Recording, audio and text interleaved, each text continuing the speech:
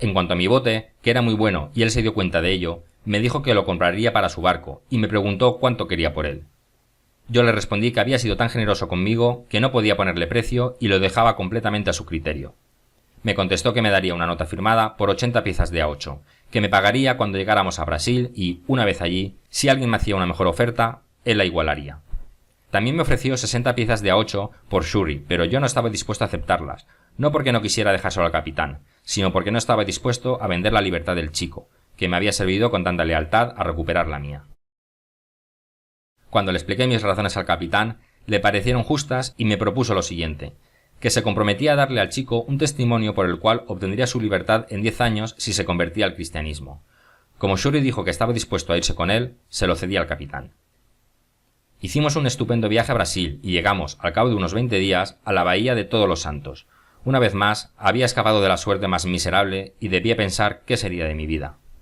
Nunca he podido olvidar el trato generoso que me dispensó el capitán, que no quiso aceptar nada a cambio de mi viaje y me dio 20 ducados por la piel del leopardo, 40 por la del león, me devolvió puntualmente todas mis pertenencias y me compró lo que quise vender, como las botellas, 2 de mis armas y el trozo de cera que me había sobrado, pues el resto lo había utilizado para hacer velas.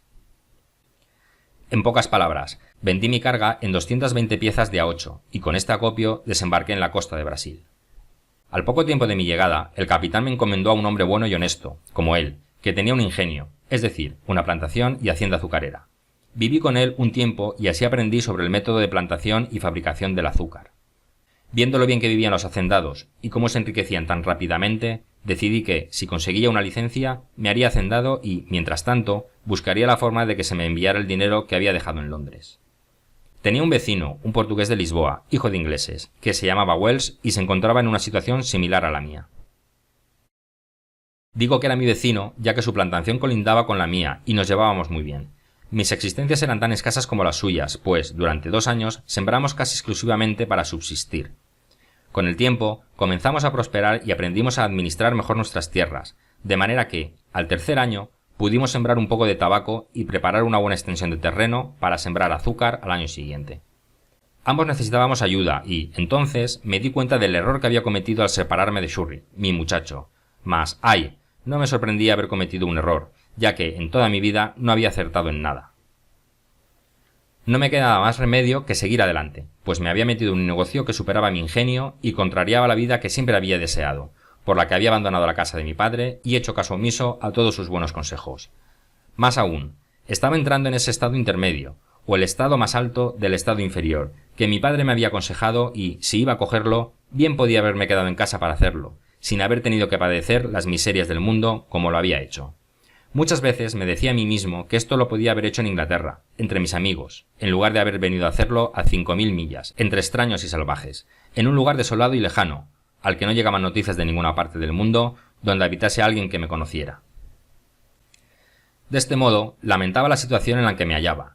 No tenía nadie con quien conversar si no era, de vez en cuando, con mi vecino, ni tenía otra cosa que hacer, salvo trabajos manuales. Solía decir que mi vida transcurría como la del náufrago en una isla desierta, donde no puede contar con nadie más que consigo.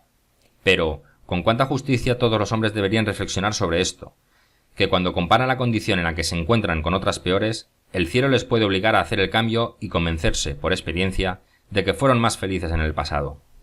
Y digo que, con justicia, merecí vivir una vida solitaria en una isla desierta, como lo que había imaginado, pues tantas muchas veces la comparé, injustamente, con la vida que llevaba entonces.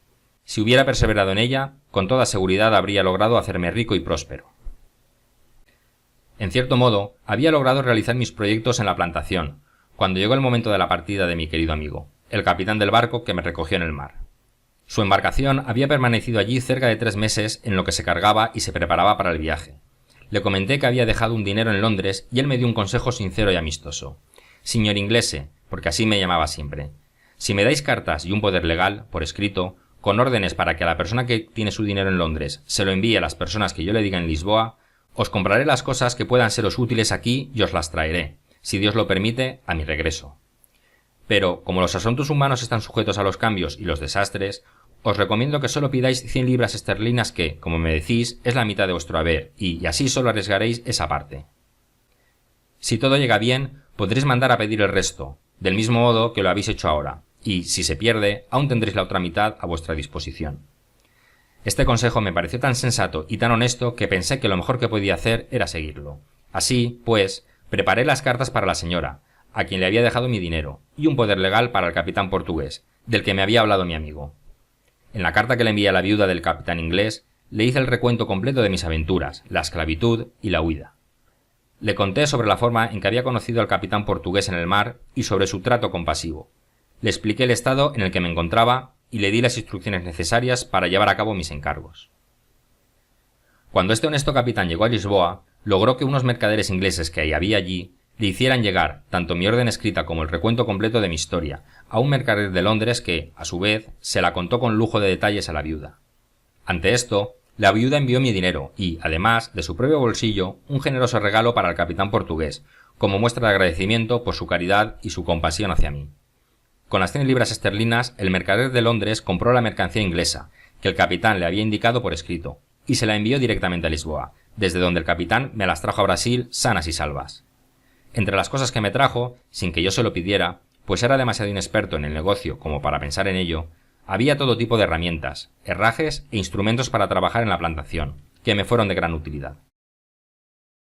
Cuando llegó el cargamento, pensé que ya había hecho fortuna, tal fue la alegría que me causó recibirlo.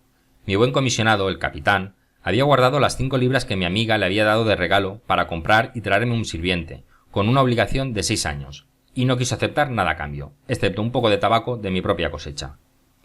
Pero esto no fue todo. Como los bienes que me había traído eran de manufactura inglesa, es decir, telas, paños y tejidos finos y otras cosas, que resultaban particularmente útiles y valiosas en este país, pude venderlas y sacarles un gran beneficio. De este modo, podía decir que había cuadriplicado el valor de mi primer cargamento y había aventajado infinitamente a mi pobre vecino, en lo tocante a la plantación, pues lo primero que hice fue comprar un esclavo negro y un sirviente europeo, aparte del que me había traído el capitán. Mas me ocurrió lo que suele suceder en estos casos, en los que la prosperidad malentendida puede ser la causa de las peores adversidades. Al año siguiente, proseguí mi plantación con gran éxito y coseché 50 rollos de tabaco, más de lo que había previsto que sería necesario entre los vecinos. Como cada uno de estos rollos pesaba más de 100 libras y estaban bien curados, decidí guardarlos hasta que la flota de Lisboa regresara y, puesto que me iba haciendo rico y próspero en los negocios, comencé a idear proyectos que sobrepasaban mi capacidad. El tipo de negocios que, a menudo, llevan a la ruina a los mejores negociantes. Si hubiera permanecido en el estado en el que me hallaba, habría recibido todas las bendiciones de las que me había hablado mi padre, cuando me recomendaba una vida tranquila y retirada. Esas bendiciones que, según me decía, colmaban el estado medio de la vida.